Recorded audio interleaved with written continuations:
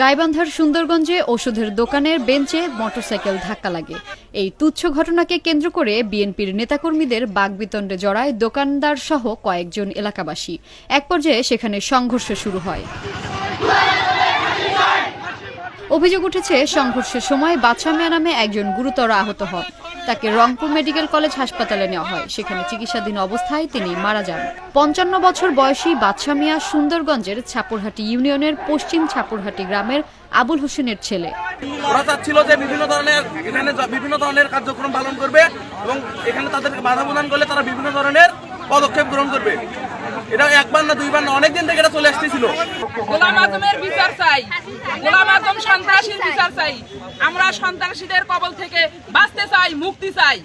এ ঘটনার প্রতিবাদে নিহতের পরিবার ও স্বজনদের নিয়ে ২২ এপ্রিল মঙ্গলবার বিকেলে বিক্ষুব্ধ এলাকাবাসী মানববন্ধন ও বিক্ষোভ মিছিল করে জড়িতদের দ্রুত গ্রেফতার ও বিচারের দাবি জানায়।